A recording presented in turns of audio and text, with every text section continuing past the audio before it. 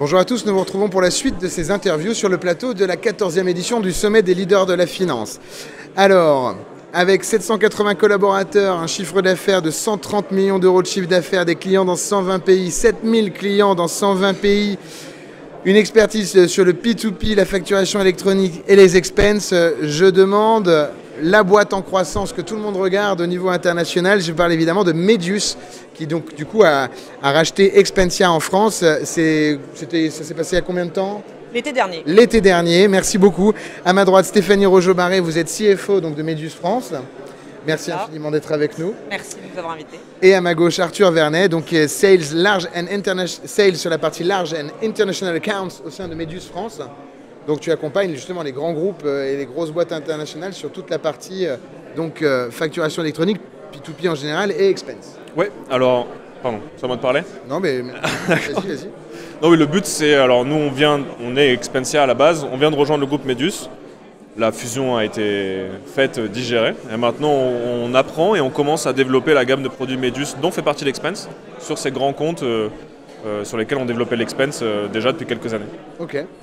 Et on est en 2024, les CFO, et c'est peut-être une question pour toi Stéphanie, les CFO ont tellement de sujets, soft skills, RSE, l'IA, la CSRD qui arrive, qui va impacter sur la partie extra-fi. J'en passe et des meilleurs, l'inflation, la partie cash qui devient un peu plus tendue pour pas mal de secteurs. Qu'est-ce qui aujourd'hui occupe le plus les DAF qui font appel à Medius et comment vous les y aidez ? Effectivement, toutes les DAF sont dans des process de digitalisation et d'automatisation de tous les flux. C'est des flux qui peuvent être assez stratégiques selon les métiers. Notamment Medius IPA qui répond à des problématiques pour des grosses boîtes industrielles qui gèrent des volumes d'achat extrêmement importants. C'est essentiel d'avoir des process hyper automatisés et hyper sécurisés. Ça permet notamment de lutter contre tout ce qui est fraude, risque de ce côté-là. Donc ça, c'est vraiment clé pour les grands comptes notamment. Et donc je pense qu'on répond d'autant plus aux problématiques qui arrivent là avec la facturation électronique, où tous les grands groupes doivent se doter, et même les petits, puisque ça va être pour tout le monde, de solutions qui soient béton de ce côté-là. Voilà. Et ta direction financière fonctionne, ça run sous toutes les solutions Medius ? Ça c'est quand même l'intérêt d'être dans une boîte comme ça en tant que CFO, c'est qu'on est en plus le premier client, le bêta-testeur, et en plus on a le droit de parler aux produits et de demander nous-mêmes des évolutions, donc ça c'est vrai que c'est assez sympa pour le CFO d'être dans ce genre de boîte. Merci Stéphanie. Arthur, même son de cloche que Stéphanie sur ce que tu ressens toi au contact de tes clients. Ils viennent vous voir pour évidemment pour adresser les différents points qu'on a évoqués, mais comment tu sens le marché toi ? Le marché il est drivé aujourd'hui par une directive européenne qui a été appliquée en France qui est toutes les entreprises doivent passer à la facturation électronique en 2026.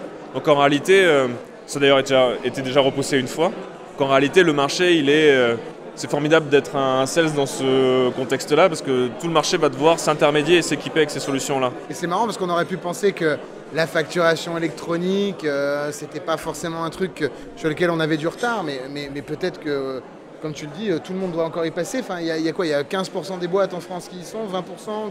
Vous avez une idée un peu On sait qu'il y a des boîtes qui sont déjà équipées, qui étaient déjà prêtes pour la première date qui a été donnée. Si la date a été repoussée, c'est que pour le coup, il y avait bien une raison derrière. Donc je pense c'est très difficile d'avoir ces chiffres-là. Je pense qu'il y a beaucoup d'entreprises qui ont besoin de plus de temps. De plus de temps pour... c'est des longs projets à mettre en place. C'est des projets qui ont un certain coût, qui représentent un énorme ROI. Pour le coup, c'est des projets qui représentent un budget. Et c'est pas tout le monde qui a la ressource ou même les compétences pour le faire. C'est pour ça aussi qu'il y a des cabinets de conseil qui sont là pour accompagner. Et c'est aussi quelque chose qui va apporter beaucoup de bénéfices aux entreprises. C'est un mandat obligatoire, on va devoir passer ça, c'est la loi, mais il y a aussi, Stéphanie a parlé de fraude tout à l'heure, il y a énormément d'entreprises, près de 50% des entreprises qui subissent au moins une fraude par an, au moins une tentative de fraude. C'est censé disparaître avec ces solutions-là. Donc c'est obligatoire, ça va devoir arriver.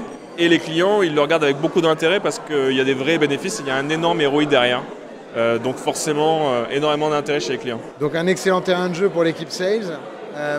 Si on doit revenir sur un use case, un client qui dans ton équipe vous a apporté beaucoup de fierté, quelqu'un avec qui vous avez apporté beaucoup de valeur, avec qui ça se passe bien, si on devait en retenir un ou deux, une belle histoire.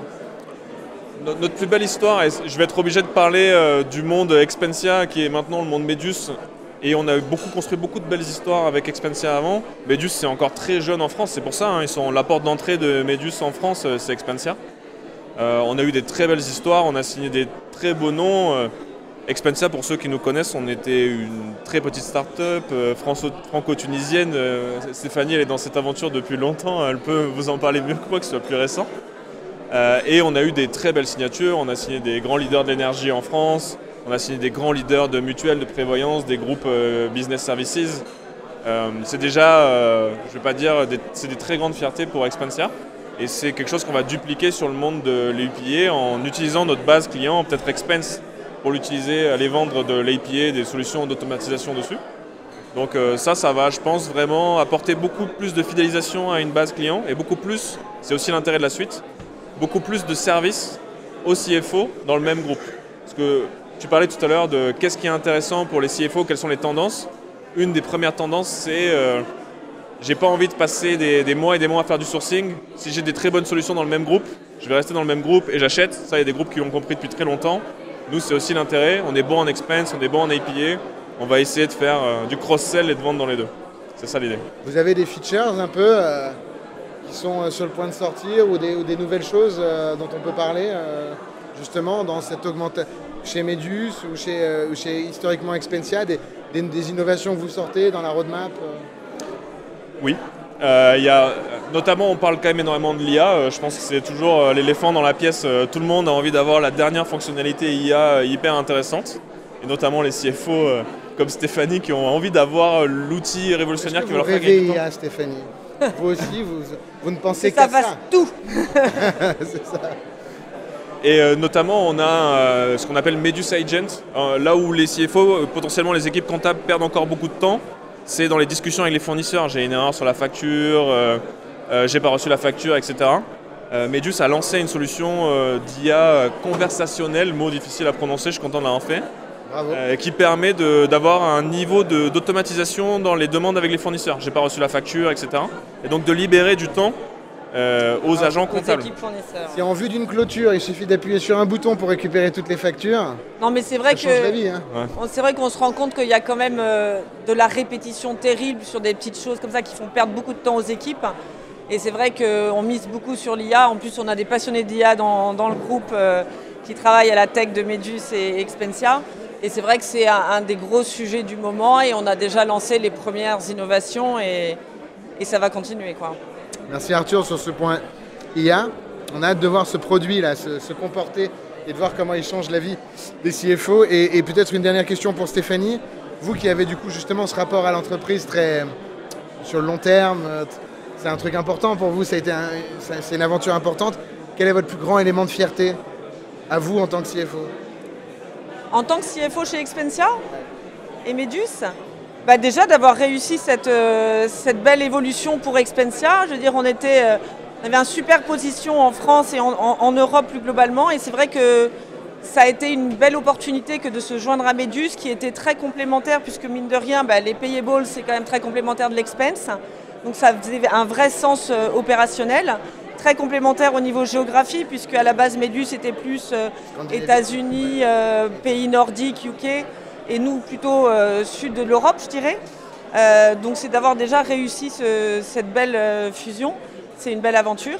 Et après, moi, ma grande joie chez Expensia, avant déjà, c'était d'être ce premier client, de pouvoir travailler avec les équipes produits sur l'évolution. On a lancé pendant que j'étais là le produit carte de paiement, qui est quand même un vrai bonheur à la fois pour les salariés, parce qu'en tant que CFO, on cherche à optimiser les process, mais on aime bien aussi que les salariés soient contents, et c'est rare de pouvoir proposer quelque chose qui vient de la finance et qui fait vraiment plaisir à tout le monde et qui est utile pour tout le monde.